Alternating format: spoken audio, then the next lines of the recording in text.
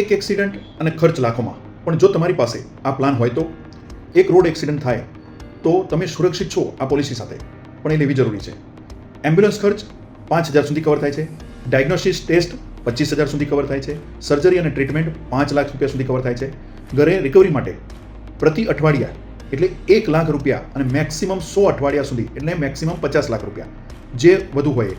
તો તમે વિચારો, પરમેનન્ટ ટોટલ ડિસેબિલિટી થાય તો 1 કરોડ વત્તા 1 કરોડ એટલે ટોટલ 2 કરોડ વત્તા બાળકોના એજ્યુકેશન અને એને સપોર્ટ માટે 10 લાખ રૂપિયા અલગથી. પરમેનન્ટ પાર્શિયલ ડિસેબિલિટી થાય તો 1 કરોડ વત્તા બીજા 1 કરોડ રૂપિયા એટલે કે નોર્મલ એક્સિડેન્ટલના 1 કરોડ વત્તા 1 કરોડ બીજા એટલે ટોટલ 2 કરોડ રૂપિયા. કાર એક્સિડન્ટમાં બર્ન થઈ જાય તો 20 લાખ રૂપિયા સુધી. કોસ્મેટિક સર્જરી માટે જરૂર પડે અથવા બર્ન થઈ જાય તો 10 લાખ રૂપિયા સુધી. એક્સિડેન્ટલ ડેથ થઈ જાય તો 1 લાખ રૂપિયા પ્રતિમાસ અને એવા 100 મહિના સુધી. અને બાળકના એજ્યુકેશન અને બાળકને સપોર્ટ માટે 10 લાખ રૂપિયા અલગથી. ફ્રેક્ચર અને પ્લાસ્ટર થાય એવા સંજોગોમાં 2 લાખ રૂપિયા. હોમ નર્સિંગ 1,000 રૂપિયા પ્રતિ દિવસ અને મેક્સિમમ 15,000 રૂપિયા. મોર્ટ્યુરી વાન જે આવે છે, જે લઈ જવા માટે લાસ્ટ ટાઈમ આપણે પ્રક્રિયામાં, તો 25,000 સુધી મળે છે.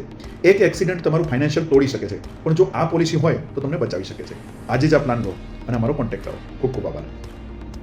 This video is created by J&D Investment Center for educational and informational purposes only. The content shared here is not intended to be investment or insurance advice, nor should it be considered as a recommendation to buy or sell any insurance product. Insurance policies are subject to terms and conditions, and benefits may vary based on individual needs, eligibility, and insurer guidelines.